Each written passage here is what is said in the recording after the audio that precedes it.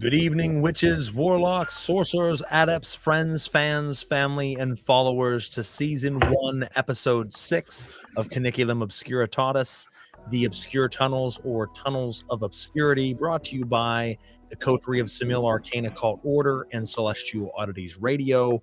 As always, I will be your host, Frater Crow. And I am your co-host, Natasha Michelle.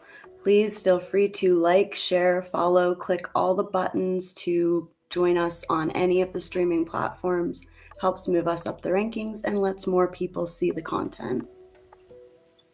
If you are new to our show, welcome. We appreciate you checking us out. We have a show which teaches you diabolism. It goes from the ground up of a spiritual practice. You can really use it for any practice out there, but we are diabolists, which means devil worshippers.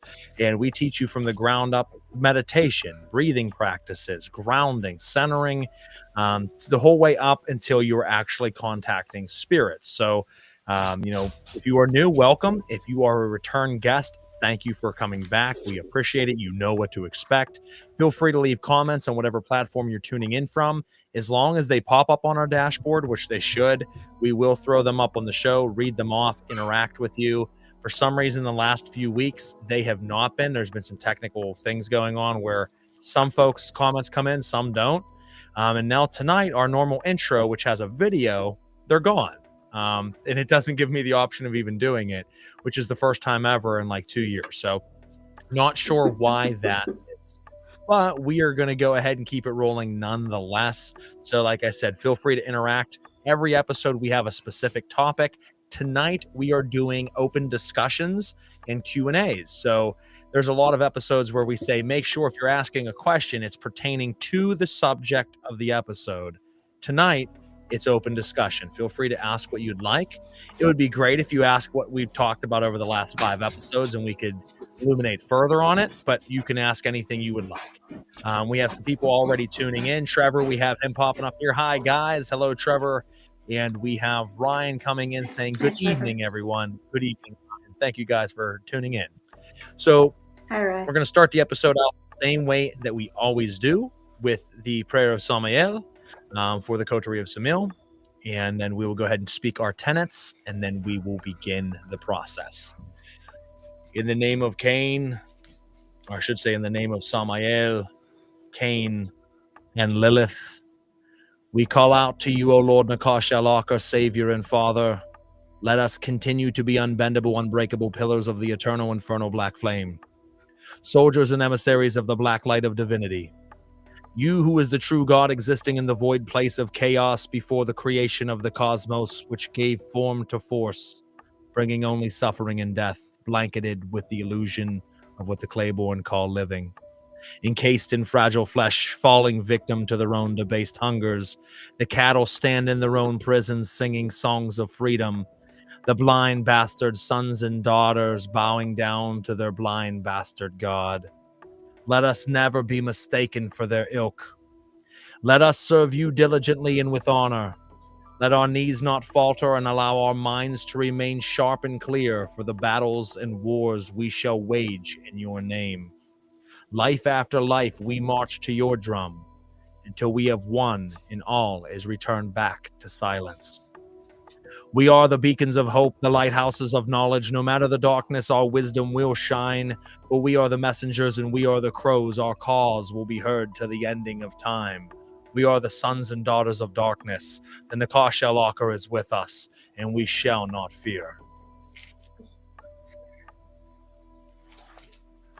The following is the mission statement for the Coterie.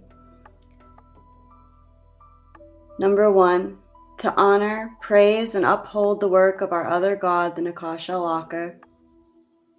2, to honor, praise, and know the Glyphotic Elohim, working alongside them to gain gnosis and shape the currents of our own lives. Number 3, the intense and continuous study and practice of diabolism, necromancy, and left-hand path mysticism. Number 4, work completed both in and out of the temple, individually and as a cult, towards a return to Ein and spiritual immortality in nothingness. Number 5, to reside in a physical manifestation that while it may be incarnated in a prison, it is a prison crafted to our standards and our desires. Number 6, to uphold the authority and integrity of one's own moral code while remaining a wolf in a world filled with sheep. Number 7, to openly shine and fan our own black flames, giving the opportunity and inspiration for those so inclined to recognize and feed their own. Number 8, to burn as torches in the darkness so that those worthy may be guided by them, finding their inner strength and embodying what it means to rise to their own power. And number 9, not to obtain or draw in followers, but to encourage mysticism, free thought, dedication, breaking of chains, and questioning everything, including us. You heard it, folks. That is our tenets. I know a lot of people resonate with that, so we are glad that you do. If you do not, that's okay. Take what resonates and discard the rest. As Natasha said, question everything, including us. If someone gets bothered or iffed by you questioning them, there usually is a reason. We encourage it. We do not claim to be the top notch of the echelon, that we are the end all, that we have all the answers, nothing above us. In fact, as we always say, we are students on our first day, eager to learn and hungry to learn. No matter how far our journey has taken us, we are still right along with you learning as well. So feel free to ask what you like. Once again, I apologize for those leaving comments that are not popping up on our dashboard. I don't know why. It makes no sense to me, but there are some coming in right now. So Merrick, I want to say thank you. He put oceans of love. We appreciate your continued support, brother. Thanks, Merrick. I try to read the name, brother. Asurarya. That's a hell of a name. Which he's had different names. That's his name on Facebook now and what he's going by. He put, good to be here, and I will think of questions. Absolutely, brother. We appreciate your support as well. I'll try to do my best to keep an eye on the phone. This posts to about 5 different places, and only some of them are coming through, like I said, and nothing's changed. So it's just, I guess. It looks like the ones on the board are coming from the Coterie page. But yeah, the Coterie seems to come through. Frater Crow's page does not have, the comments don't come through. I don't know. It's the main page. But who knows? So nonetheless, those are our tenets. That is our prayer of Samil. We are from the Coterie of Samil, which is the cult of the devil, Samil being Samael, Satanas. And, if you are new to us, like I said, welcome. The last few episodes, the last 5 episodes, we've covered a basis of information, and I want to kind of go back. The first episode was an introduction episode where we introduced who we are, who the Coterie is, how we got to this point in our lives to form a cult together, and what our mission really is with that cult. The second episode was, I'm just trying to look here. The second episode was the 4 holistic worlds, really, the different levels of holistic practice. And we talked about the intellectual, mental, the spiritual, the physical, and the emotional states, and how these really interact with everything that we do within a ritual sense for every practice. You might call them different names. You might have more than 4 layers. You might have 8 layers. You might have 3. Doesn't matter. All 4 of these principles play into it.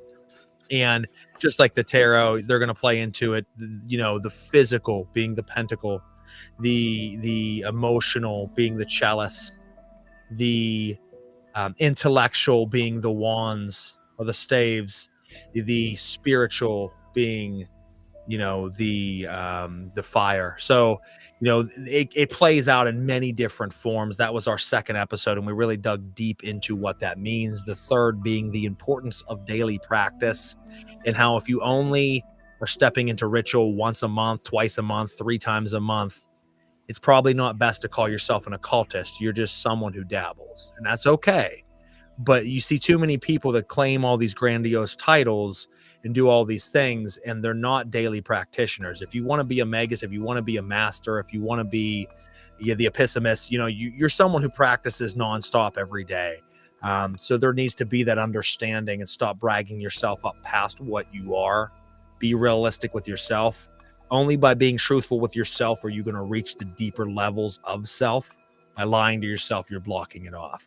So that importance of daily practice, every single fucking day, doing your practice nonstop. I don't want to hear excuses. I don't care if you're tired. I don't care if you're sick. I don't care if you're sore. I don't care if you have a family, because we all do as well. And we still practice this shit every single day. So it doesn't fly with us.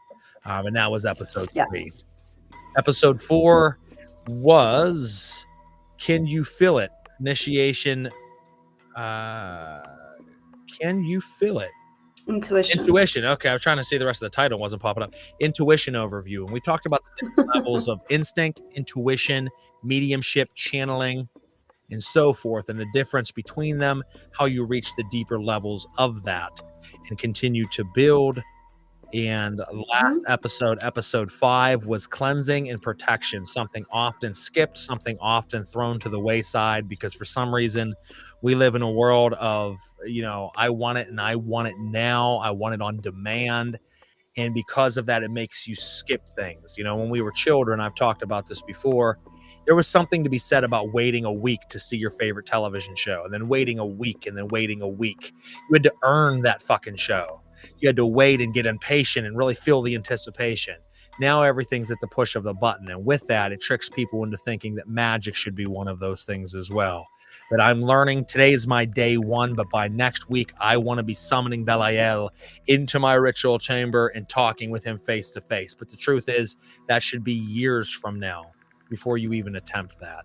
And we talked about that as well. So if you have not caught those episodes, go back and listen to them. Each individually are important, but listening to them, successively, back to back, in the right proper order, will teach you quite a bit. We have much more to come, but we thought, and actually it was Natasha's idea, that episode 6, why don't we stop and let you guys jump in, ask what questions you have, talk about whatever it is you guys want to talk about before we pick back up with another topic in 2 weeks. So if you have anything you want to say, feel free to drop it. Like I said, we will keep an eye on our channels the best that we can. Kelvin, good evening, brother. I think that his comment here, but good evening, man. We appreciate you being on here.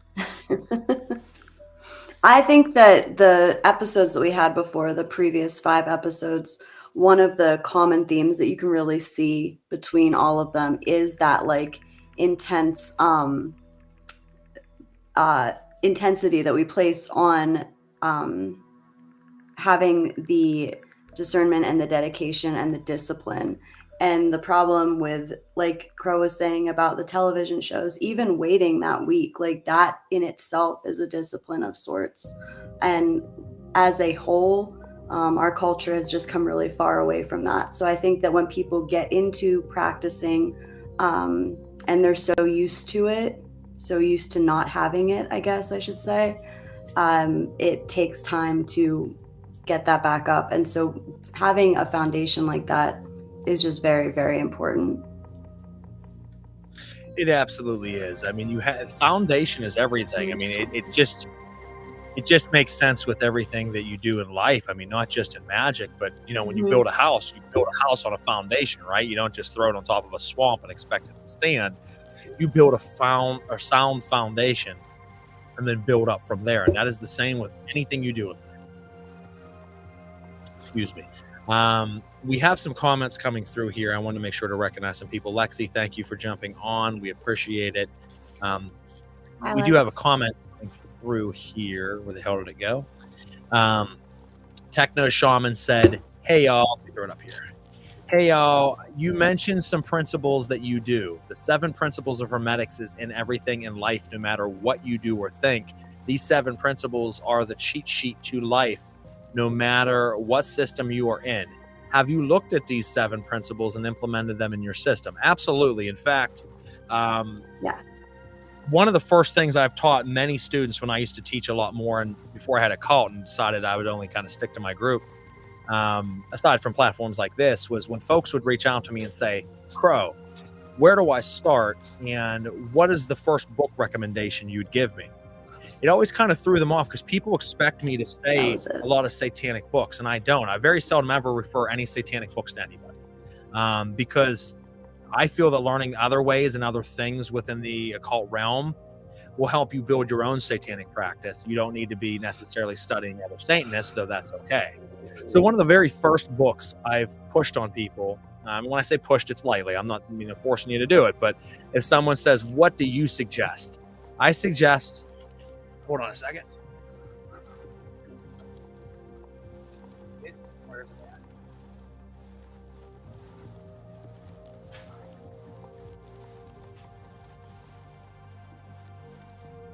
Oh, the Kabbalion. The Kabbalion by the Three Initiates this is the leatherback one. It's a beautiful book to start out with because it's going to teach you the 7 Hermetic principles. It's going to go over what that means in the landscape of reality. It's going to go over what that means to you as a person. And I honestly think it's a key foundation for anyone to understand the laws of rhythm, the laws of motion, the laws of as above, so below, as within, so without. You have to understand what this means to you in your life, that you're going to go through highs, and then you're going to go through, when the pendulum swings this way, it's going to have to swing in equal measure the other way. And that's important to know until you can center yourself within your practice to climb on top of the cog, and you're not then subject to the sway of the pendulum at all. You are the master of the pendulum. There are many different things that there is no hot and cold. There is only varying degrees of temperature. There is no happiness and sadness. There's only varying degrees of emotion. And when you start to understand these concepts and say, wait a second, I'm starting to think differently now.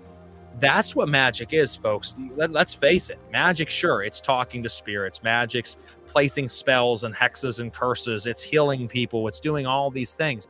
But magic, at the end of the day, without all that extra shit, is changing yourself. In what ways do we change ourselves? By standing in a different place of pivot. I've talked about it endlessly. By putting our mind into new arenas of thought, we stand in new places of pivot and we see the world differently. By seeing the world differently, by seeing others differently, and by seeing ourselves differently, we then become different people. And if you keep doing that, you will grow. And a huge part of that is understanding the 7 Hermetic principles, not only found within the Kabbalion, but with the within the other books of Hermes Trismegistus. You're going to find a lot of knowledge, a lot of Hermetic knowledge. Now, it's deep. If you go to the Corpus Hermeticum, it is not an easy read for regular folks. You're gonna read them like, what the fuck am I reading? But I promise you, keep sifting through it. It's very deep. It'll help you out tremendously. And then let's see what else was said here. He or she put, okay, cool. Thank you for answering. I am a physical medium and do lots of ceremonial magic. Also work with techno shamanism, meaning ITC, instrumental transcommunication, the science of connection to the different realms, dimensions, and spirits. That is ITC. The Kabbalion is great. Hermes Trismegistus, the Thrice Great. The Picatrix is also amazing. Yeah, I have the Picatrix right above me too. I have all the grimoires up in the shelf above me right now. But no, yeah, man, absolutely. Like I said, Hermeticism is a very important thing. So any other questions you guys have, feel free to throw them out with the 7 foundation. Absolutely. I don't see any more coming in on mine, but it's hard to tell because, like I said, it doesn't seem like they pop up right away. I think Trevor put something about the investigation. Oh, yeah, I was missing something. I thought there was something else missing here. Hear about our recent trip. You're cutting out real bad. You're talking extremely slow. Why are you talking like that? But it's cool. It's up on the screen, but you're talking crazy. You're talking like one word at a time. I don't know if your shit's freezing or what.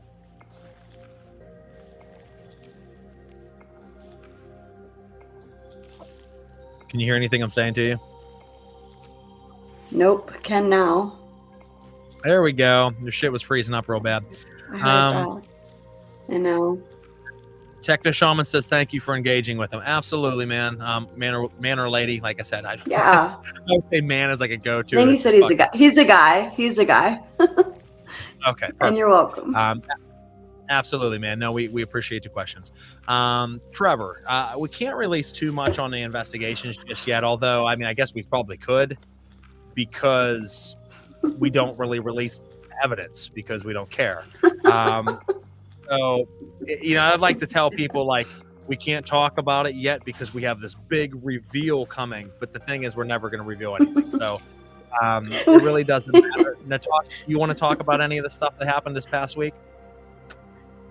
I mean, it was a good investigation. We went to 3 different locations. We were at the mysterious Monroe House in Indiana, Hartville, something. Hartford City. Hartford City.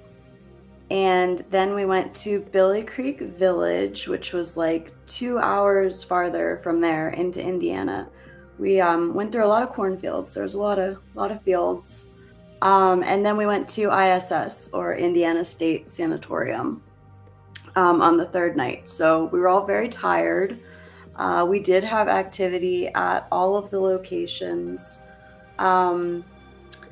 Tried to, got some video. It's difficult because a lot of people like to go in with the lights and the cameras and everything, and we don't really do a lot of lights and very limited on the cameras.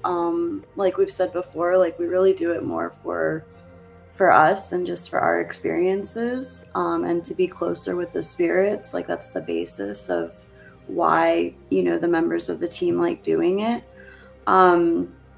I can say that out of the 3, I think for me personally, Monroe House was definitely a very different energy than I've experienced on investigations so far. It was one of those, the moment we walked in the door, I don't want to say something was on me because it wasn't on me, but you could feel that energy immediately, and it stuck with me for the entirety of the time we were there.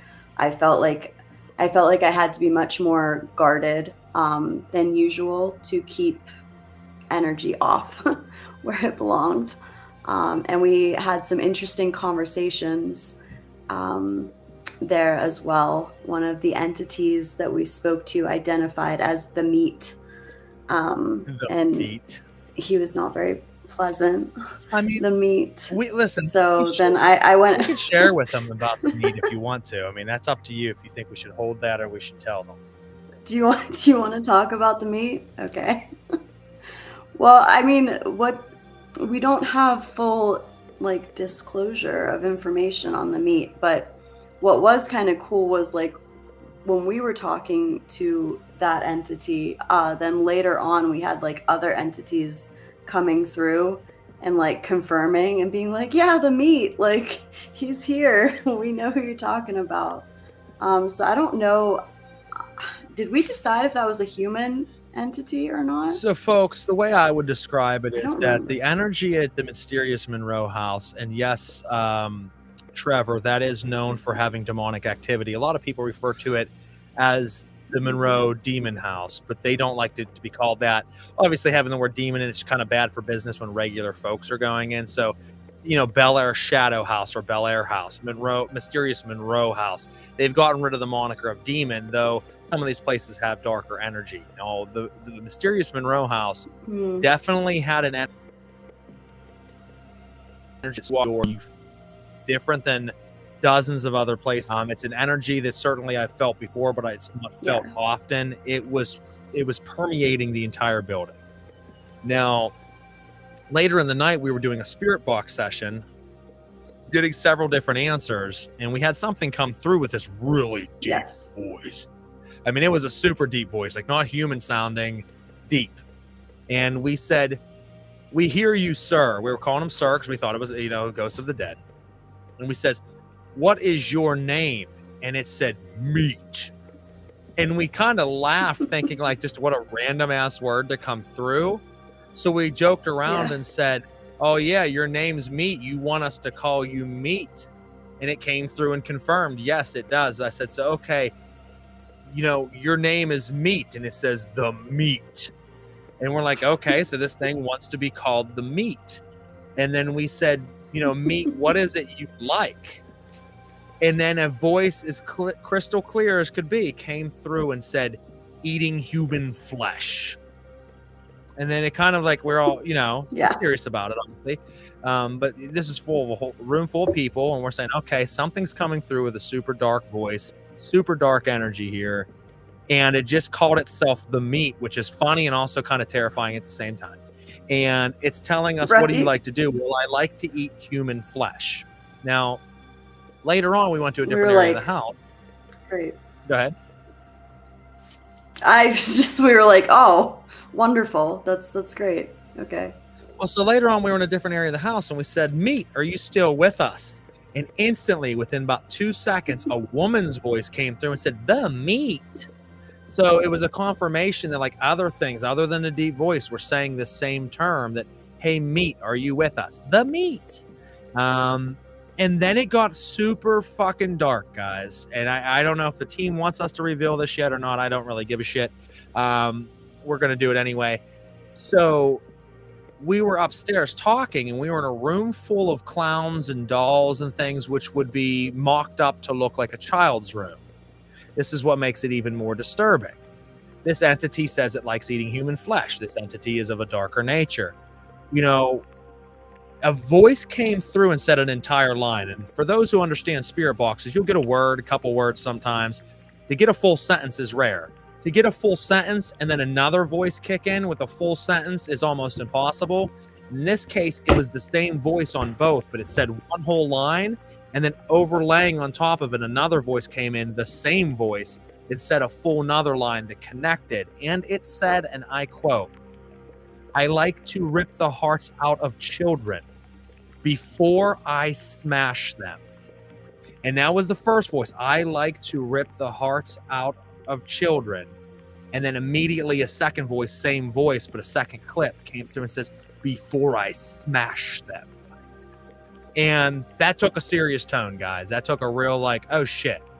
We're with something that likes to eat flesh. It's talking about killing and murdering children, eating their hearts before it smashes them. We're having other things confirm that this creature, the meat, is there. We're feeling something that's so fucking permeating that we're like, it's almost like it was sticking to our skin, that you're like, God damn, there's something heavy here. That's what it felt like. And that was our experience with the Monroe house. And I mean, there was a lot more than that, but that was the notable, like, holy fuck, there is something very, very dark here. Yeah. Yeah, it was the kind of feeling that you felt like you really needed to wash it off of you when you left. Absolutely. Let me throw up some of these comments here. We have some things you have to find out and experience for yourself rather than just be told. Development and communication can be so very personal, and the messages and energies, etc., may only be for you, and new skills, gifts may be given once you find the great work that you are here to do and hopefully create your magnum opus. In the original game Diablo, a demon used to say fresh meat. Well, yeah, I mean, it was like that. I mean, this thing was calling itself meat, but it was also saying that it likes eating human flesh and then children. So it was pretty fucked up, and something to be taken very serious when you're working with that type of entity, that you're being told outright that, hey, this is what it likes. But no, I agree. We agree that, you have to build from the ground up, and it is personal. Everybody's experience, even in a case of a paranormal sense, everyone's experience is unique to themselves. It might be shared with a group in some cases, but it is still unique to that individual. Right. We got more comments pouring in. EJ says, meat! Real big and exclamation marks. EJ, I miss meat. Sherwin said, hey, fam, just popping in real quick. Hey, what's up, Sherwin? Tom left a comment, says, I wasn't there. I am the meat. Wish I was there. Miss you all. We miss you too, brother. Sorry you weren't able to make it. Definitely a while. I think, though, it would have been a tough one for you. There was a lot of walking, a lot of standing, a lot of just waiting around, because you'd wake up at 9 o'clock in the morning and couldn't be back to the other place till 8 at night, and then you're just standing. I don't think I sat a lot. I stood for like 50 hours in like a 3-day period, other than the investigations, just fucking standing and waiting, which killed my feet. Brian Yeah, it was a long said, one. Brian said, no big deal, brother. I will keep that book in mind. I have enough on my plate at the moment. I love learning. Yeah, Brian. I mean, if you're talking about the Kabbalion, it's a great book, or the Corpus Hermeticum. The Corpus Hermeticum is the original deep thoughts of Hermes Trismegistus. They kind of siphon that information into the Hermeticum, which is a separate book, and into the Kabbalion, to make, I don't want to say a dumbed down version, but a dumbed down version, more palpable, more digestible for a lot of regular folks. The original Corpus Hermeticum is just so fucking thick of knowledge that, like I said, you can read one page and be like, I don't know what I just read. But I like that, because you have to read it again and again and again until you just digest it. It'll just seep into your brain. The other one's just like condensed. Yeah, absolutely. All right, what do we got here? Trevor said, are you still getting a lot of gospel interference on the spirit box? Not as much like as before. we were, but yes, we still are getting some. There was some at the Mysterious Monroe House. There was some at Billy Creek.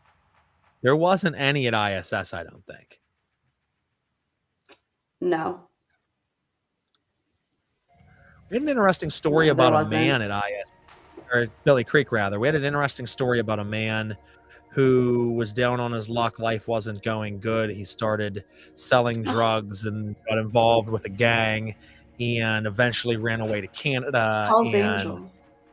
He was a part of the Hells Angels, and it was wild. I mean, the story that we were given at Billy Creek was actually quite profound. Well, yes, we got to meet at Mysterious Monroe House, and it was evil and it had a lot of dark presence to it.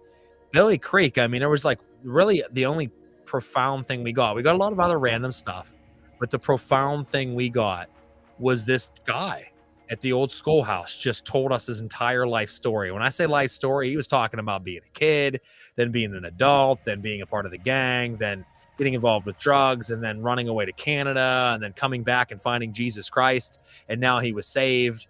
And it was just wild. And then, like, we got to hear like a conversation between him and another spirit talking to one another back and forth. Like, we weren't even in the room. They were just bullshitting with each other. Like, we were watching a dinner party. It was interesting, man. It was something we haven't seen before.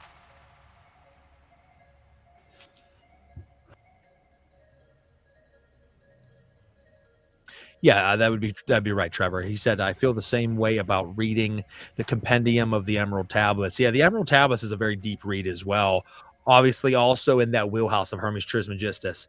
You know, that's what's great about that information is you have several books within that wheelhouse of the same type of hermetic information, and it's all very deep and life-changing, to be honest with you. I think it's very life-changing. Hard to process after reading over and hard to process even after reading over and over again. Absolutely.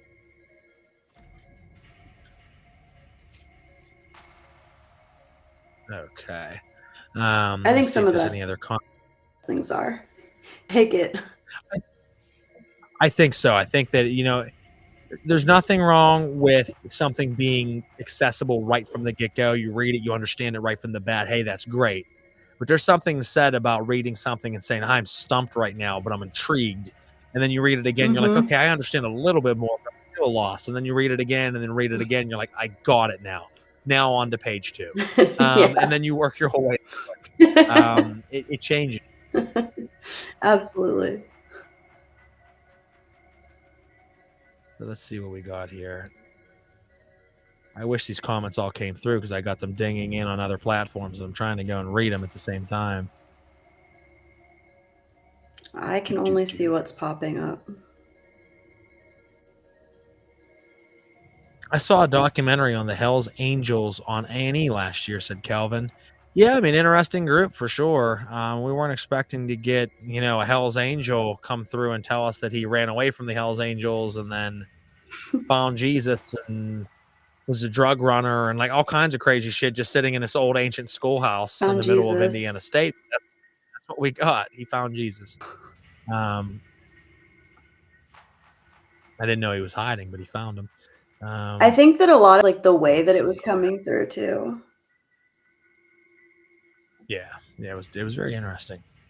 Techno Shaman says, if you want a really good grimoire, there's 3 proper working books by a ceremonial magician named Franz Barden. Yep, absolutely. That cuts to the chase. There's no fluff, and once you learn, you are open and charged, ready to implement in any ceremonial system. Yeah, Franz Barden's a good author. I've definitely read some of that work. We have another comment here saying, in your own daily practice, what parts do you enjoy most, if you don't mind sharing? Natasha, jump in.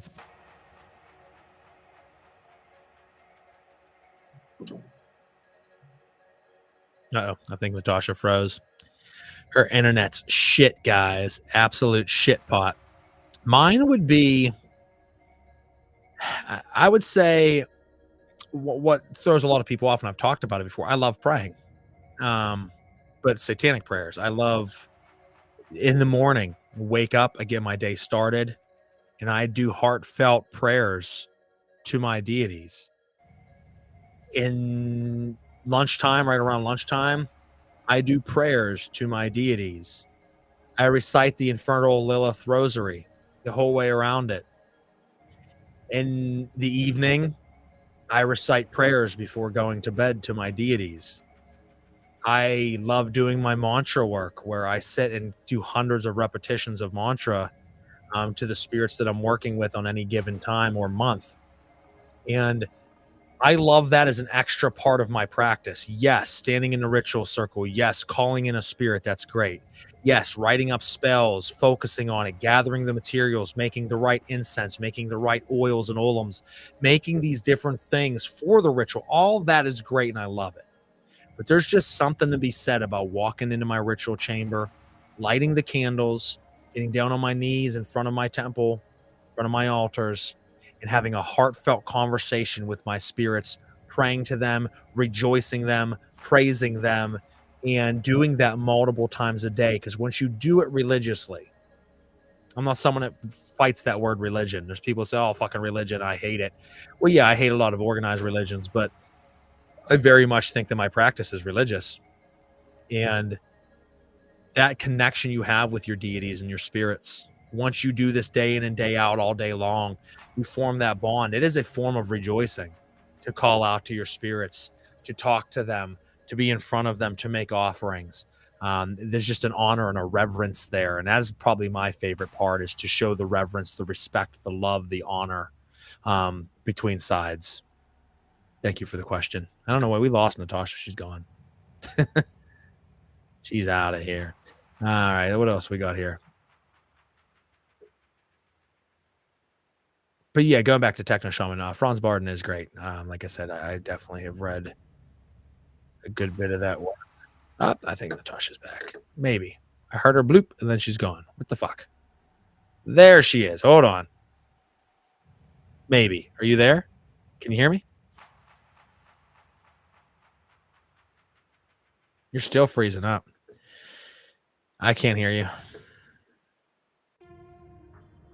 I hear nothing. There's no, say something now. Hold on. There you are. I heard that.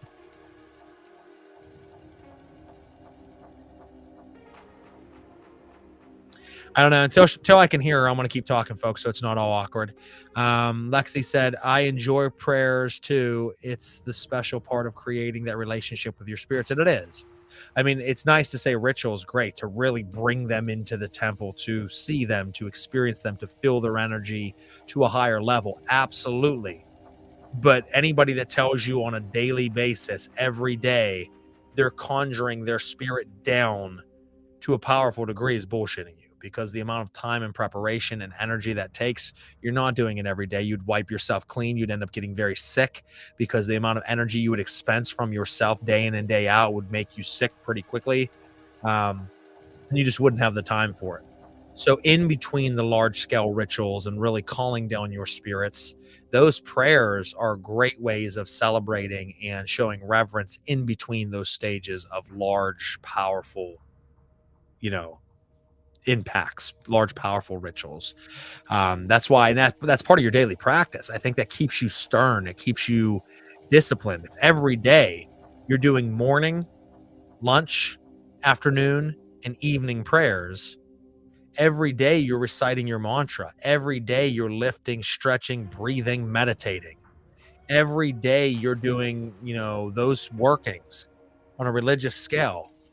You are tuned in, you are a fine-tuned machine, and you are staying disciplined within your practice to keep that energy circuit flowing, to keep your chakral system open, to keep your third eye, effective and operating, so that you can have powerful workings when you are doing the larger scale conjurations. If you skip all that shit, the chances of you having a successful operation is slim. I think she's back. Let's see if we got her again. Can you hear me? Yeah, I'm done. I put it on my phone, so you're gonna have to deal with that for tonight. Well, fuck, it looks and sounds better, so that might be the way you need to go. Jesus. And, you know, You and your I don't fucking... know what to do. It shut my whole computer down. It sounds a little echoey, but I mean, we'll work with it. To work with it. We apologize for her fucking failures, folks. All right, so we had gotten asked a question, and I would like to get your take on it, and then we'll jump into the other comments and catch back up, guys. So just give us a moment. Lexi had said, in your own daily practices, what parts do you enjoy most, if you don't mind me sharing? And I had talked about doing daily prayers and the mantra work that, that is a way of staying proficient. That's a way of staying disciplined. And that's a way of showing reverence and respect towards your spirit on a daily scale that I love doing. I truly have a passion for the prayers and the mantra work and just showing reverence for my spirits aside from large scale rituals. What about you? I think that part of mine would have to be in agreement with that. It's the repetition of it, because it becomes like something that is comforting and soothing and that you look forward to every day. And I know that when I do my daily stuff, whether it be with at my Diabolist altar or with a Coterie, it's a very, it balances everything for me. One of the things that I would add on to that, also, I guess, just getting used to having the presence of those spirits is also like calming and comforting for me. But one of the other things would be definitely some form of like, I need to get rid of energy on a daily basis and like transmute some of the energy that I'm taking in throughout the day, especially with like the work that I do with clients. So I really like the stretching, and I've talked about it already, but my bed of nails mat, like that is an excellent way for me to remove a lot of the excess that I have going on, whether that's in the morning before I start my day or at the end of the day before I go to bed. So those would be my two things probably. No, well said. Let's jump back to some of these past comments. Addie said, my favorite is when I'm reading and you just know something is really important.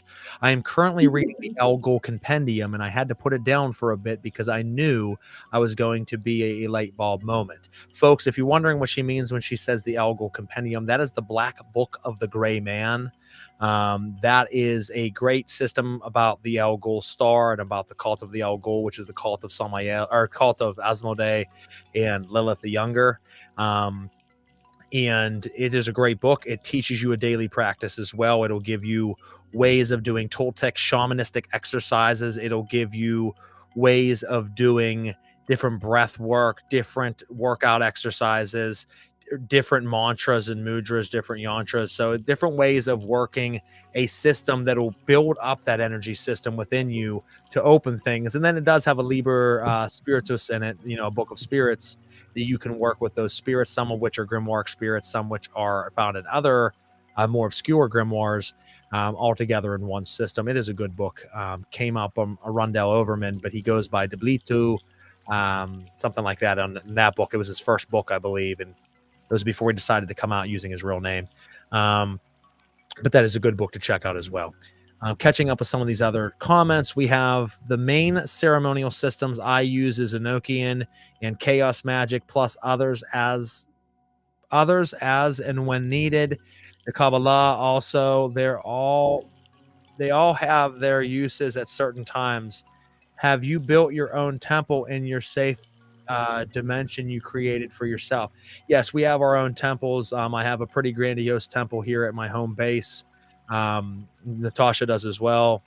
And we have our different systems within it, and each assigned its own designated place, its own designated times for practice. We keep them separate from one another, but also syncretic of one another, where we are taking pieces of different things. Like we mentioned Hermeticism, or you mentioned Hermeticism earlier, Techno Shaman. Yes, we absorb and understand, everything from Hermeticism to Luciferianism and Satanism to Kabbalism and Sufism, and bringing all the different aspects together and take what resonates, what is palpable, what is usable in our system, cut the fluff, cut out what doesn't work for us. Doesn't mean it's fluff necessarily. It might work for someone else, but cut out what doesn't resonate, use what does, and synthesize it down into a way of using it in our own personal practice. And we have our own, temples, and not only our personal temples, but the cult temple as well. Once you are opened and charged, you can implement any magical system once understood and welcomed by the guardian and gatekeepers, as well as the old ones.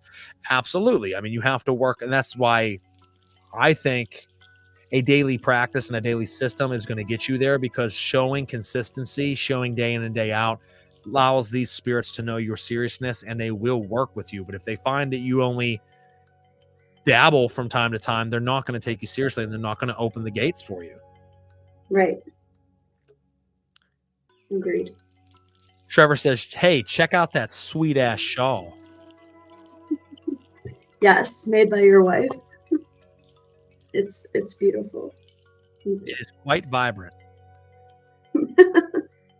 Ryan said, the breathing and breath work is so important, fundamental. It is. Like we've talked about before, and people laugh. Breathing right is very important, and people don't breathe right. And when you say breathing, you don't really focus on your breath. You're just talking, you're living your day, and you're just, just breathing like a fucking dog, on a walk. You don't think about that. But when you sit, you straighten your spine, you really focus on your spinal columns, focus on sitting properly. You focus on breathing in through the nose, holding it, breathing out through the mouth, holding it, breathing in, and you focus on a timed rhythmic breathing over and over again, your body starts to react differently. Your mind starts to react differently. Your power starts to act differently. And it's very important to learn that, because most people do not breathe right. And I think that is something that's important, not just to note for like magical or occult practices or spiritual or anything like that, but that's something that like I use with clients regularly for depression, for anxiety, for PTSD. Like breathing is, it's life, right? Obviously. So it's very important for your nervous system. Absolutely is. So folks, breathe better. All right. Just fucking breathe better. That's your advice for tonight. That's my advice for the night. Just breathe. Dark Rhino says, what is the importance of Cain in your practice? I would say a huge piece of our practice. I mean, you have to understand there's different branches of our practice. One of the branches of our practice, which is several fold, is going to be our Nakash al-Akar work. Our Nakash al-Akar, people don't understand. For those that don't understand, Nakash is serpent. Al-Akar is the other god. So the other god, the serpentine other god, the serpent in the Garden of Eden, the Klepothic force that came through the manifest world to try to return all back to Nil, allowed us to waken ourselves up so that we could find and perfect ourselves to find apotheosis and return back to nothing. And that is, a main humongous part of our practice. Every day we are worshiping and making praise to the Nakash al-Akar, Samaya Lilith. Well, if we worship Samaya Lilith or the Nakash al-Akar, then we have to understand that Samael's son is Cain, his daughter is Komana. Cain and Comana were a couple. Cain and Comana founded the city of Enoch, once abandoned or pushed out of the Garden of Eden. The city of Enoch is going to be what bred the races of human beings that were demonized in the Bible, the Amalekites, and all of the other cultures that were demonized that formed the bloodline of Cain, which eventually would make their great ancestors like Naamah and Tubal-Cain. And Naamah would be so beautiful, she'd be the most beautiful woman to ever live, and she would be so beautiful that the Grigori angels would come to earth to mate with her and her sisters and her cousins and her kind, and make the Nephilim giants and the Raphaim and all the other giants that walk the face of the earth. So through this bloodline, we see that there's this serpent that enticed them to awaken to the higher capabilities of themselves, that it enticed Eve to sleep with it, to create a child, Cain and Comana, two children, that these children would murder one of the sons of Yahweh, Abel, that they would be the first murderers of the world, that they would be the first gardeners and tillers and plant creators of this world, that because once he is condemned and pushed out of the garden, he would be, pretty symbolic of the Grim Reaper, and to walk the face of the world forever, and that they would continue to give birth to races of people who would be the serpentine bloodline to fight against the Claiborne bloodline of this race.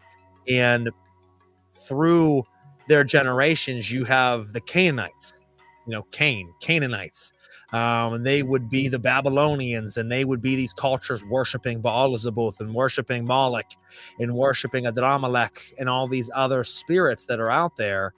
That is our people. So Cain to us is our great grandfather.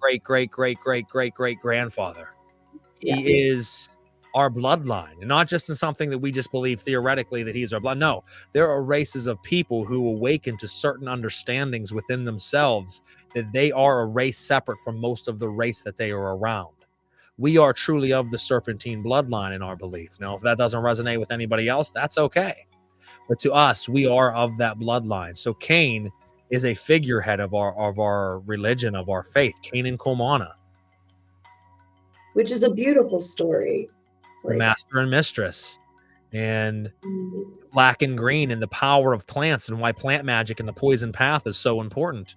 And then obviously, the story of Samael and Lilith, and how they raised the races of demons upon the earth, and they fought against the demiurgic powers that are out there. So that is a central head of our practice. Obviously, we have other practices as well. So if you add the Liber Felxifer, the Nakash Ocker practices, if you add in the Klipothic workings, they are all separate roots of the same tree that we practice as one of our main forms of practice. Obviously, then we also have Hecatian sorcery. We have Kimbanda. We have other forms of practice that we practice as well. So, but that is a major figurehead for us. Yes. All right. And it all blends. So many things. Yeah. All right, okay.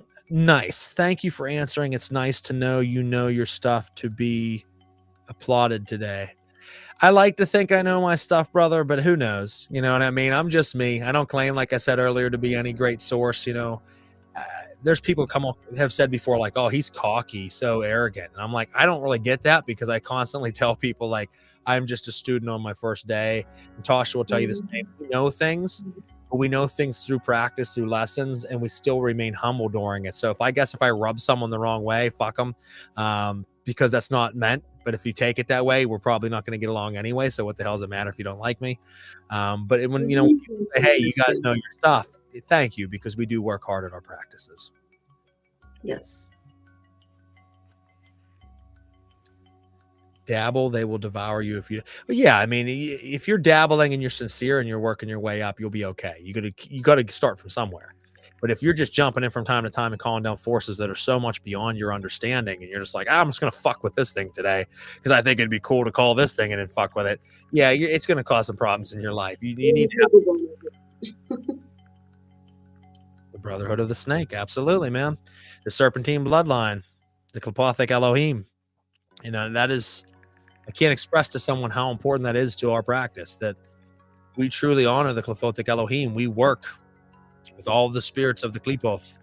And, you know, there's a lot of Qliphothic talk these days. We work with the Qlipoth pretty heavily, and not like one night or one ritual, years on end, nonstop, every day, all day long. Our practice, our central practice, is focused on Qliphothic workings. So, you know, the bloodline of the serpent, the vampirism, all of that is very much a part of that root. Yeah.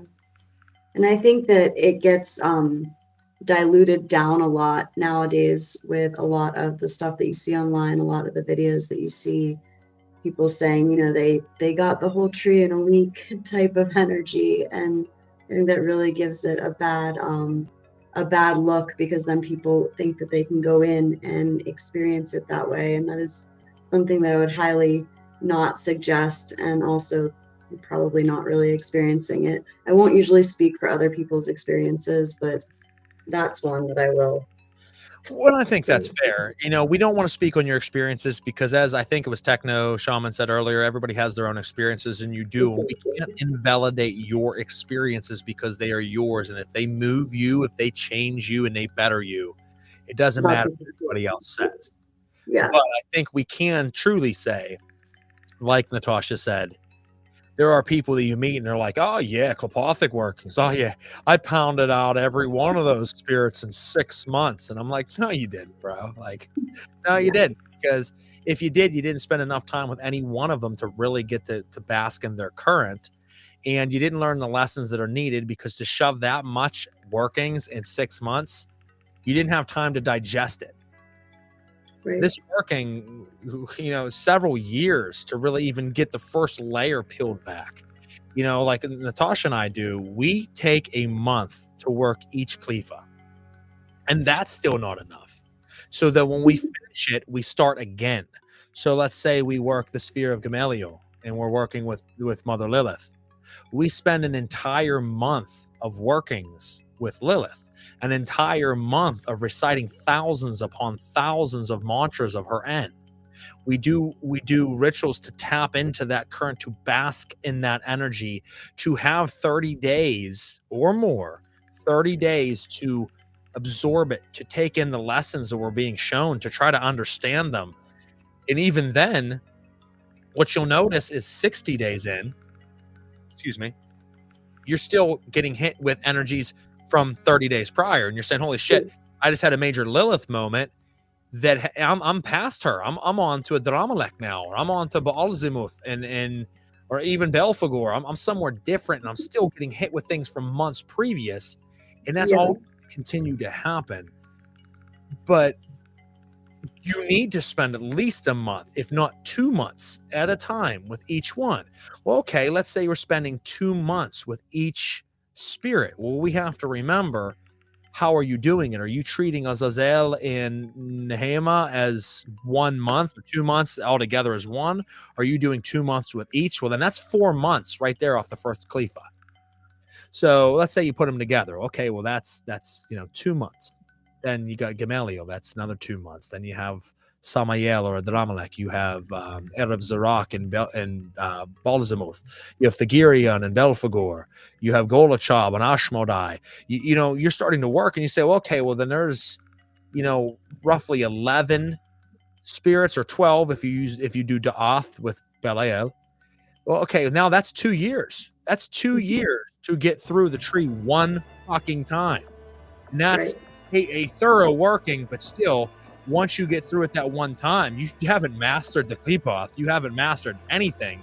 All you've managed to do is break down a lot of barriers and illusions of yourself, started to discover yourself, started to discover higher levels of spirit. And congratulations, at the end of your 2 years, you're ready to start working. And someone says, what do you mean? I just went through so much. I mean, my mind's fried. I'm all fucked up after these 2 years. Congratulations. Now you're ready to start the work. Yeah. People say 6 months in, 8 months in, oh, I've mastered it. I'm like, you didn't fucking master anything, because the fact you even just used that term means you didn't do anything. And I think you up. Well, and I think that it is going to fuck you up. And I think that it's really important what Crow was saying about the time, like the time spent, because it's not just about the work done. It's about the energy currents. Like when you're talking about these spirits, it's all about that current. And that current is going to permeate you like in ways that you are not always fully aware of.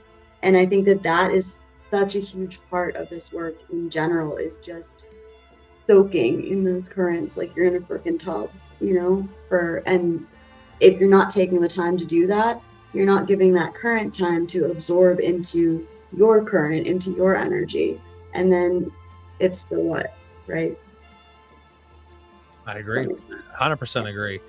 And I was reading a comment at that same time. Addie put, I'm almost 2.5 months in with Lilith. I feel like I could go another 4 at least. Well, yeah, you could just, and you don't have to work the whole way through the tree. You can pick an entity and work with that entity consistently for a long time to come. And you should, because that's how you form relationships. To work through the tree has a different meaning to work through the Klipothic tree than to just work with entities. We have our cult right now spending 2 months at a time working with specific goetic demons. And the reason why is they're going to form relationships. They're going to find out some spirits they don't want to work with, or the spirits don't want to work with them. They have bad interactions. Some of them they're going to learn greatly. Some of them they're not going to get much of anything. They're going to learn over time who are your allies, who's not. How do you know when they're your allies? How do you trust them? You're learning a lot of foundation, as Natasha said earlier, foundational understandings and principles. Right. And once you get older, you might only have a court of 5 spirits that you work with fluidly, and you never need another spirit than that. If you have 5 spirits that you work with, that teach you, that go out and execute what you want them to do, why the fuck do you need anything else? But what I will tell you is if they're going on doing those things, there is other levels of reality that you can tap into that sometimes you have to work extreme measures to get. The Klipothic tree, if done right, none of this hocus pocus fucking modern day fluffy weird shit that I keep reading about and seeing. Some of it's good, some of it's bad. If you work it properly, it will transport your consciousness to other dimensions of reality. And when I say that, I mean you will actually be transported. You will be in your temple, you'll be in front of your altar, and your consciousness will leave. Your body will still be there. It'll be carried to another dimension of reality where you are still you without the body, and you are interacting and communicating and talking and having experiences with beings that are beyond your comprehension right now.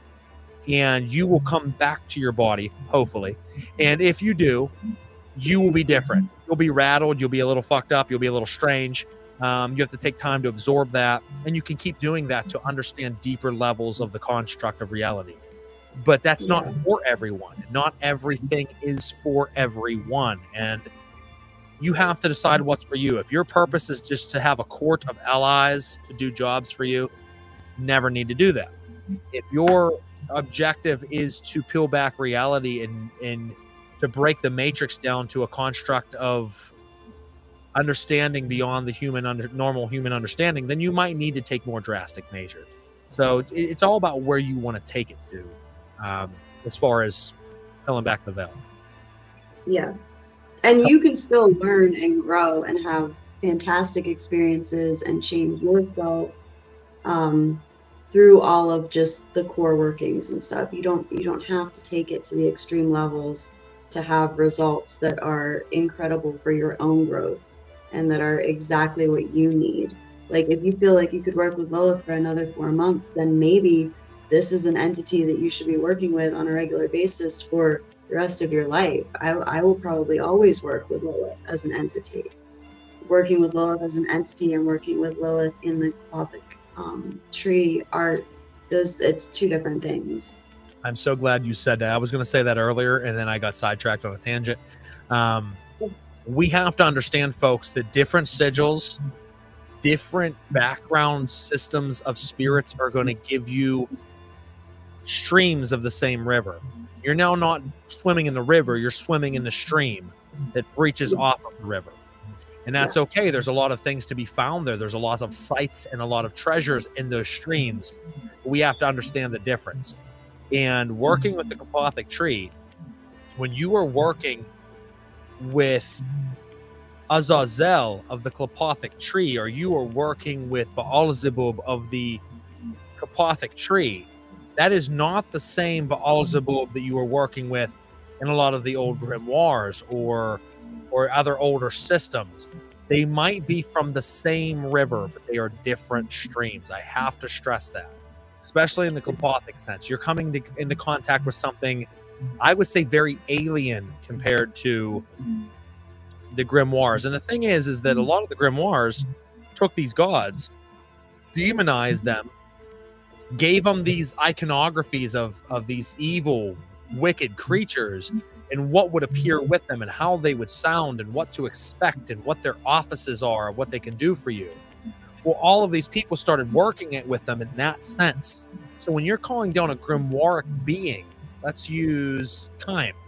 You're calling down Kime, for example, you're getting that specific understanding and construct of that spirit, which can still be helpful for you.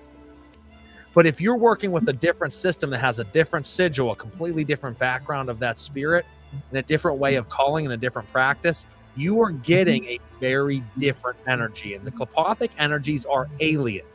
And when I say alien, I mean alien. Like, they're fucking alien. Yeah.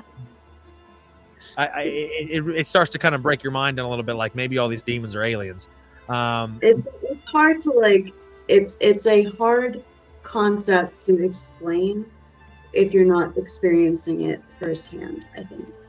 I agree. Yeah, the Klipothic side, at least. I mean, if you're not experiencing that alienistic side of it, it's really hard to understand.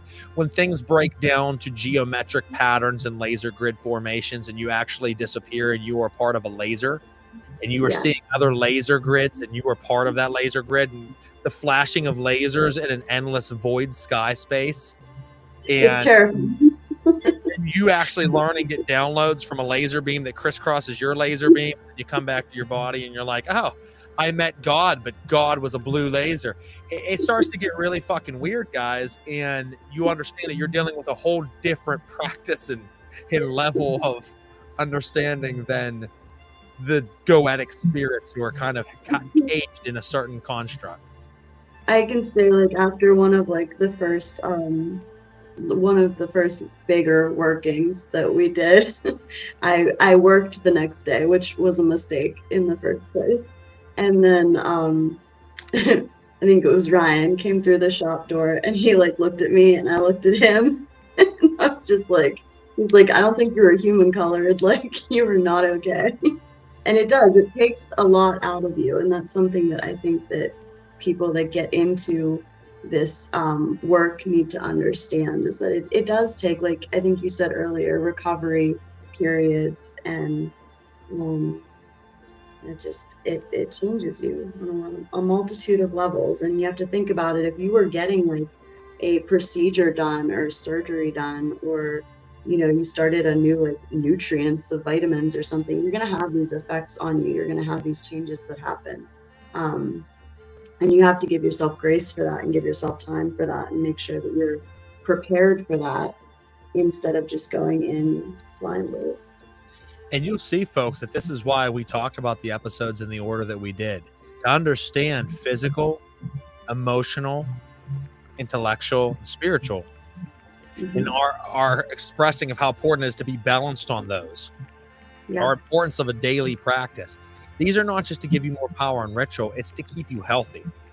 Because the thing is, you start calling down very adverse powers and you're not healthy. If you're not mentally healthy, they drive you insane. If you're not physically healthy, they make you ill. If you're not emotionally healthy, they have you having mental fucking breakdowns and explosions on people at the wrong times. And if you're not spiritually healthy, you just feel all three of those things collide together with the spiritual, because if you're spiritually sick, you're physically, mentally, and emotionally sick. And if you don't have a balance and a temperament and equilibrium of these things, they will fucking tear you apart. And people make the mistake of thinking it's because they hate you or they're evil. No, you are working with extreme power. And if you are not suited to work with extreme power, that extreme power will destroy you rather than grow you. But if you are tempered and balanced, that extreme power will lift you to new heights. I've used the metaphor. There was a show specifically on Knights of the Nephilim of me and Delamine Ra, who is an Aifa priestess, or Aifa priest in Africa. And We talked about ritual circles and the use of triangles. But one of the things we talked about that show that always stuck with me is that the both of us were comparing working with these spirits like electric. If you have an understanding of electric and you know how to use it, you can power an entire city. If you have no idea how to use electric and you just stick your finger in the breaker box, it's going to blow your fucking hand off or kill you instantly on the spot. The same energy does both, but by knowing how to work with it, you benefit and the world grows. Everything we do has electric in it these days. But if you don't know how to use it, you stick your hand in, you're dead. And that's the same way that these spirits should be treated, is you have to have an understanding. And that starts with your grounding. That starts with your foundations. That starts with your temperament in your daily practice, which is important. Watch the first 5 episodes. Now let's catch up on some of these comments because there's a shit ton. I see Fraternitatis Attorney and the Golden Dawn. I'm not sure which that was referring to, but that's okay. That was at one point during our conversation. Once you're empowered and charged, you can pick and choose where you come from. The more you give out in info, the more you get. Running water stays clean. Still water goes stagnant. That is true. You keep the energies flowing, you are getting running water. And that's why Jesus is the living water. You know what I mean? Living water is water that's flowing. Dead water is water that sits still. So that's exactly right, Techno Shaman. Is Jesus himself said, I am the living water. Because if you're working with that current, you come to Christ consciousness. You become the Christos, the anointed one. And that's by having the living water. And the living water is the open chakral system, the third eye pineal gland open. You are an energy system of flowing energy to cast out and receive higher levels of understanding. But if you have your shit dammed up and blocked, it creates a stagnant pool of energy inside of you, and it starts to fester, and it makes you sick. That's why people who have blocked chakras have ailments in whatever area that their chakra is blocked in. And I see that a lot. And she sees it a lot because that's her direct work. Trevor, we'll come back to your comment in just a minute. You got to go to the true source of the power, is right. You have to bath in their frequency. Everything has a sound. There's an atom, and they have vibration. A vibration will create electrical energy, heat, and sound. A sound will have a frequency. Enter these frequencies and connect with those who reside there. Exactly. You're working within an energy system, an energy grid.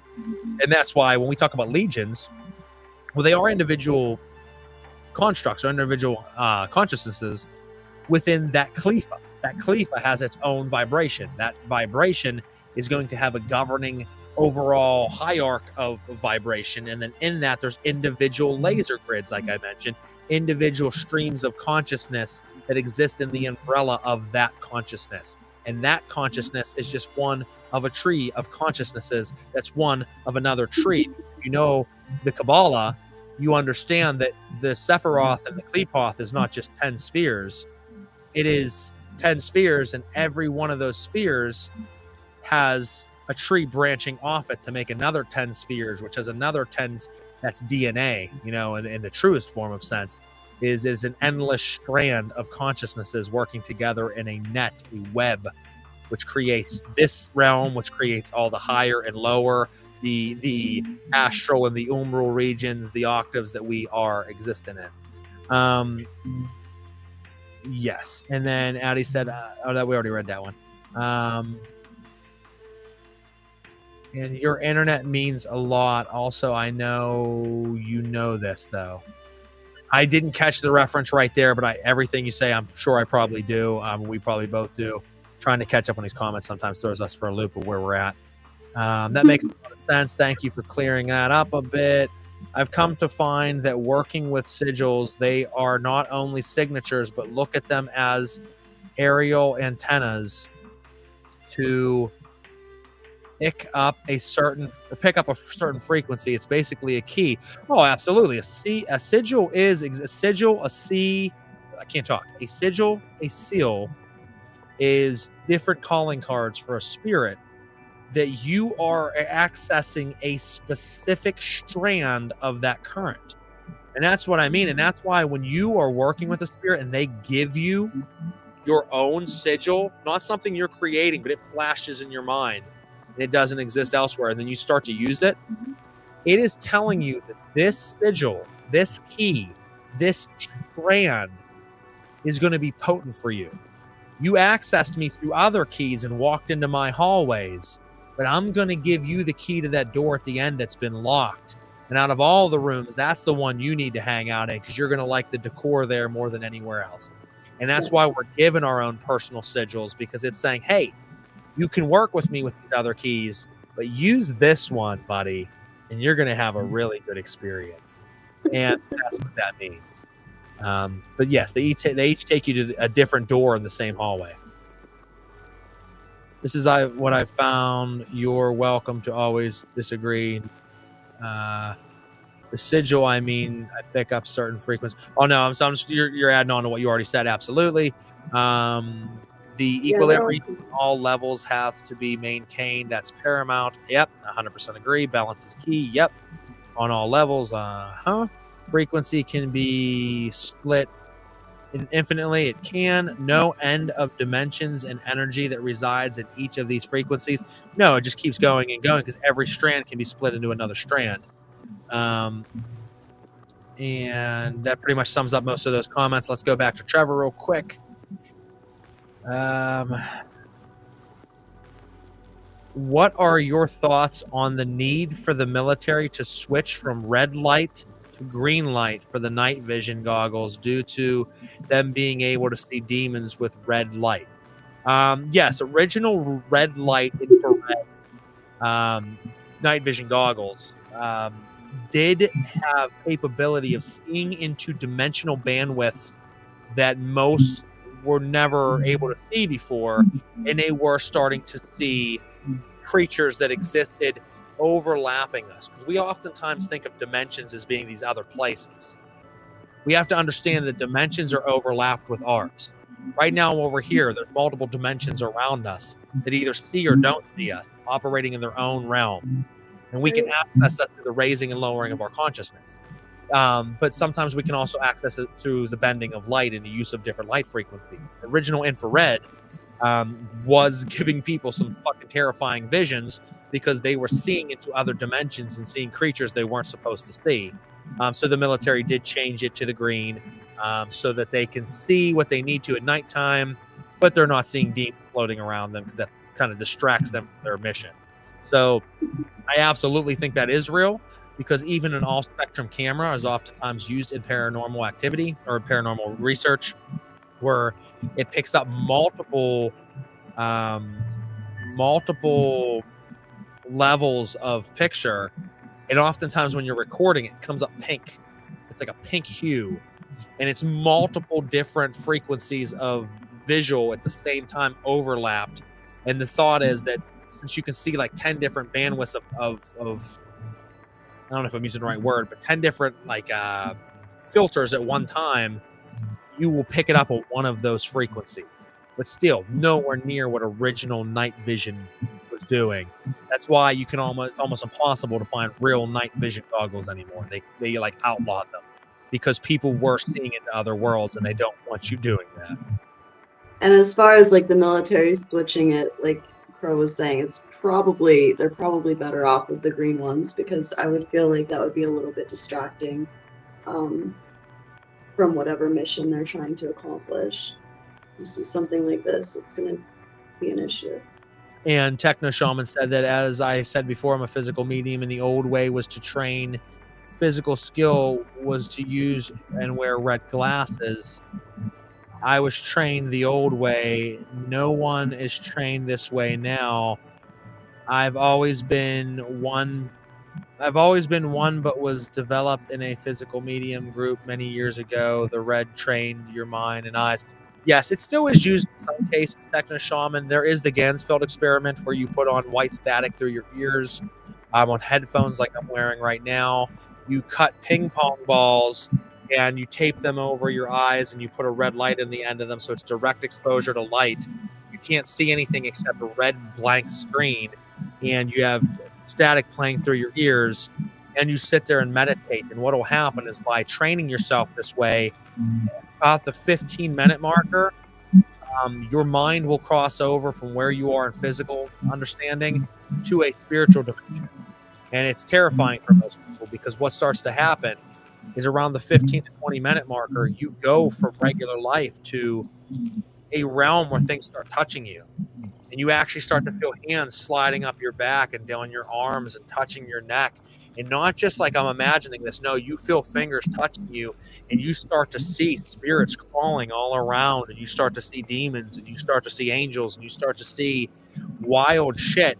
And some will just chalk it up as hallucinatory experiences because of the light. No, it is killing the physical sense enough that you transcend into what you are, which is spirits. And now you're accessing multiple levels of spirit at one time, which can be overwhelming to a lot of people. Let's see what else we got here. We're going to be wrapping up here in just a few moments, guys, but we have a comment from Lexi here. It says, what are some future topics you guys want to talk about on the podcast? Natasha, take it. Everything. We need to talk about conjuring, calling spirits. We need to talk about spell work and the principles of a solid spell. We can talk about the different types of spells, different types of magic. We need to talk about, honestly, different types of spirits too. We should probably do a whole episode just on that, because there are so many. And people get hung up on just these some. We'll probably talk about ceremonial ritual, about some of the like holidays and dates that are important, not only to us, but like in a larger occult sense as well. I don't know, is that enough? Everything, Lexi, we're going to talk about everything. What do you want to hear about? We'll probably And I was going to say that is, folks, we have a lot of stuff we want to talk about. Obviously, conjuration, obviously, ceremonial magic, ritual magic, satanic practices, and a lot of different things we'll dab into, as Natasha said. But also, don't be afraid to let us know what you want to talk about. I want to talk about what you guys want to talk about. We'll eventually try to hit it all.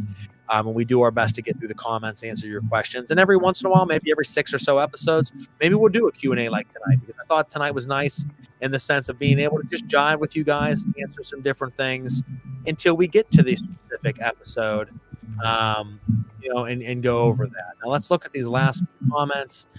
Techno Shaman said that he did it a different way, where he didn't use the white noise. They sat with the red light all day long, and it kind of led you into different rewired mind. I'm sure it would, brother. We like red light, even just with the, what do you call them? LEDs. Yeah, our temples are oftentimes, like right now I have it lit up, but our temples normally have the red light so that everything has a red or orange glow hue to it. It makes for a stronger practice. It's just something that gives a different ambiance to it, which is nice. So we're oftentimes are surrounded in red light. Appreciate your input. Thank you, Trevor. We appreciate it. Lexi says, I can't wait. There was one question I want to jump back to, and we'll wrap things up. I'll let you answer this one, Natasha, because I talked way too much tonight. Trevor said, which entity that you've worked with was, in your opinion, the strangest, silliest, or funniest entity? Hold on. Let me give me a second, Trevor. I think that well, I'm not a fan of peacocks anymore. No offense if he's listening, but Adrenaline was rough for me, just in its own way. It could have been a lot of timing too. I think that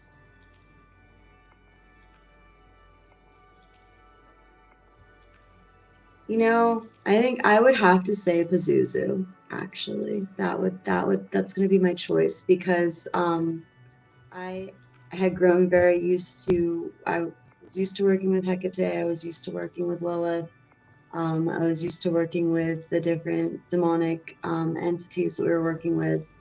When I called Pazuzu to work with him, it was an energy that was different from those demonic. It was very, very strong, and it hit me all on the top of my head. And very, very heavy, to the point where like I was like, oh, did I like fuck up? Like, because this feels like a lot. Like I thought my brain was gonna explode. And the reason that I was given that he was coming in like so heavy and so like aggressively was not just like the substance of like what he was, but because he was pissed off that I called him without like a purpose, which was my lesson. He was kind of like, bitch, what do you want? Like, and I'm like, I just want to chill. Like, I just want to get to know you. And he's like, no, like action. What do you want? And it's interesting that, I was working with him for a few weeks, and the 1 week I went back to him and I was like, okay, this is what I want. I want like protection. I want like guardianship, like, keep your energy with me, that kind of stuff. He's a very good entity for that. And then we went to an investigation, and Crow actually got a picture in the hallway, which we shared that back when it happened. But there was a light, and there was a very distinct face in that light. And it looked very much like what I was given for what Pazuzu looked like. So that was very interesting for me. And then I would have to say the spirits that we have been working with more recently on like the other parts of our practice outside of the Klipothic work and stuff have been a different experience in the best of ways. Very, very strong, very different. I don't know about like funniest or silliest. I had an experience with Belial once that was embarrassing, and I don't want to talk about it. So other than that, that's a lesson to not just take things that you read in like these fly by night, grimoires that come out with like, hey, do this, and like this entity's gonna like you. Well, I did that, and that entity like kind of like just laughed at me. It made me feel really dumb. So, what about you? What's yours? Mine, and I think this will be kind of the wrap up of the evening. Mine would be funny. I don't know, but I've had a lot of intense experiences. But a kind of a funny one, guys, is I do during the warm months of the year. So, probably I would say from May till about November. Starts to get kind of cold then. I do a lot of outside rituals. And I'll go out into the woods. I'll go out into the cemetery. I'll go out into the night and do rituals on my own.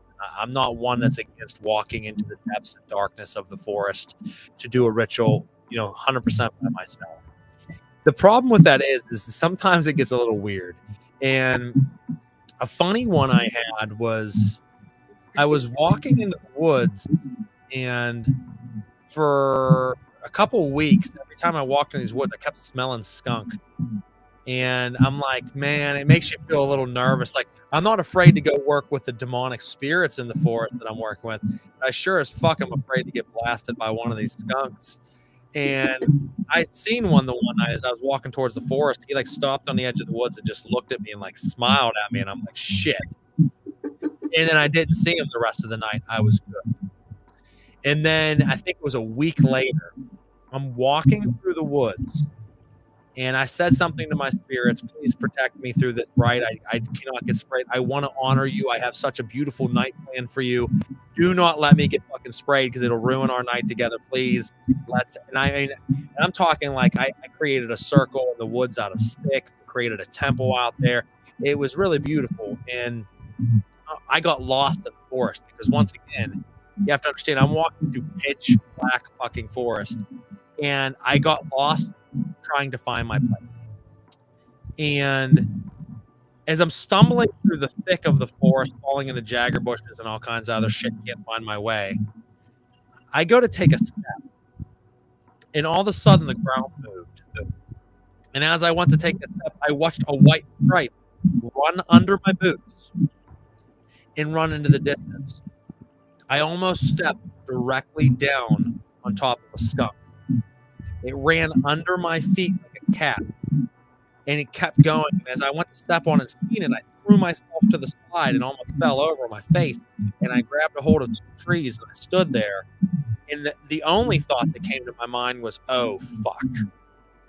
And it just kept going. It stopped for a second after it heard me. It didn't spray me like I thought it would, and it just kept going. But I mean, I'm talking, I came within inches of seeing directly on top of this thing, which probably like sprayed me and died at the same time because like I watched it, and it was wild. I mean, yeah, seeing a skunk's one thing. Almost stepping directly on top of one in the pitch black of forest was something else. So I ended up getting to my ritual spot. I ended up throwing a couple-hour ritual in the middle of the forest, which was insanely powerful that night. It was a very special night. And then I stumbled my way back out of the forest, like, please don't get sprayed on the way out. And I did. So knock on wood. That was one of the more funny experiences of like, it makes you think of the dangers in another way. The dangers of the forest, yes. The dangers of your spirits, yes. But the dangers of skunks, guys. That's it's a league of its own. That's our biggest fear. That happened at the investigation too. Don't forget about when Loki comes with me to the shop.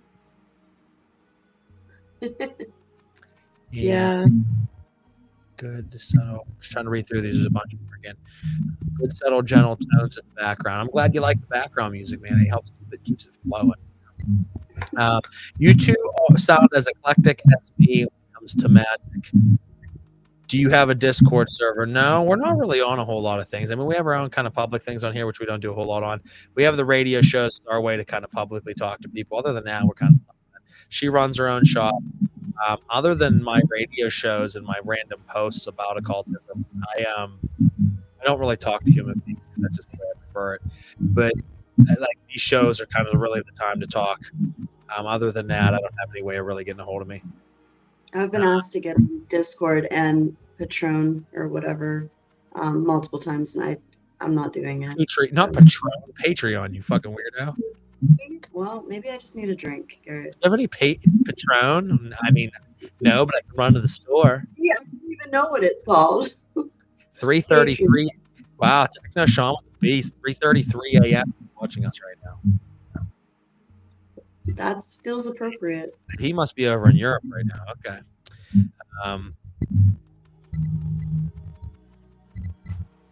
The Discord server will be your permanent chat room voice in there.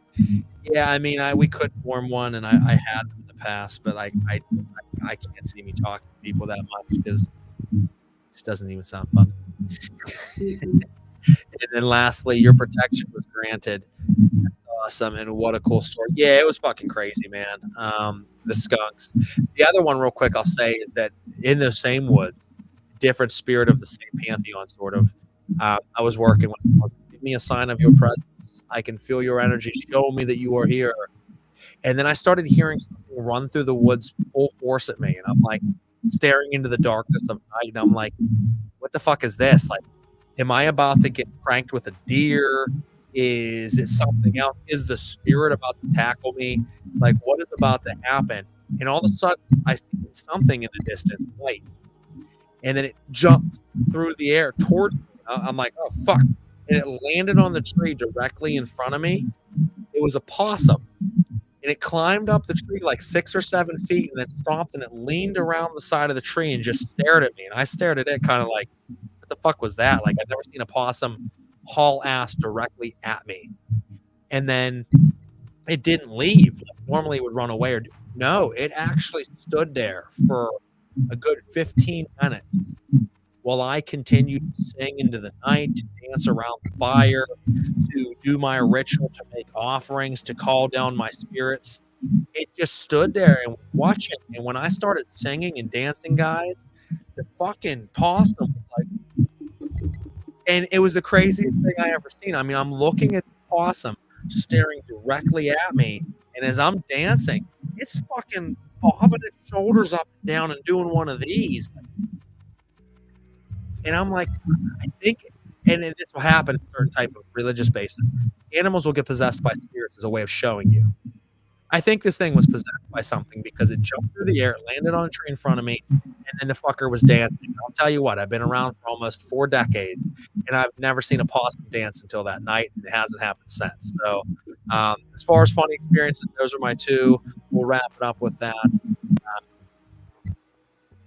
And London. Okay, I figured that sounded right. right. So that sounds right. Other than that, guys, if you have any other questions, feel free to catch us in 2 weeks. We'll be bringing one of those topics to you: astral temples, conjuration of spirits, pantheons of spirits, a nice devout practice of how to show reverence, offerings, all of that. So, other than that, have anything else you want to say, Natasha? No, I think I'm good. I'm jealous about the possum. I was waiting for Trevor to comment that because everybody knows how much I love them, and I have never experienced a dancing possum. Maybe someday. Yeah, I would hope to again. I think that was kind of cool, honestly. I would love to see that happen a second time. It probably will never happen again the rest of my life, but it would be cool if it did. As long as it's not a skunk. If that would have been a skunk again, like jumped up in a tree and started dancing, I would have been probably pretty fucking scared and been like slowly backing away. Honestly, I think of all the things that we've discussed and experienced and been through and whatever, I'm pretty sure I've only seen real fear on your face when it comes to a skunk. Actually. Yeah. Because here's the thing, guys: getting attacked by something, I feel like I can fight it. I can fight back. I'm not too scared, whether it's a person, whether it's a creature, whether it's a fucking animal. I'm like, I'll fight it. I'll take it head on. I'm a fearless person. The skunk, though, like, it's just going to fuck you up because if it sprays you, that doesn't come off easily at all. If you're in the middle of the forest at night, you're going to be stumbling, choking because it's so potent that you're going to be puking. You're not going to be able to get it to stop because it's just going to infiltrate your eyes, your nose, nonstop breath of it, dry heaving over and over again, stumbling out of the woods. And then, okay, did you walk there or did you drive? If you drove, now you can climb inside your car and ruin your fucking car. It's going to ruin it, guys. Let me tell you that right off the bat. You're never getting that stink out. Okay, well, you get home. Now what are you going to do? You're in the middle of the night. So now you're going to go inside your home. Well, guess what? You're destroying your home, your furniture, anything. And you're fucking your family up. They have to smell it now. So, okay, then you stay outside. Well, how are you staying outside? You have no tomato sauce out there to get rid of it. You have no tub outside to get rid of it. So what? You just sleep outside all night? You call your partner and say, like, I'm fucked. I'm outside. I guess you'll see me in the morning. Go get some tomato soup or something.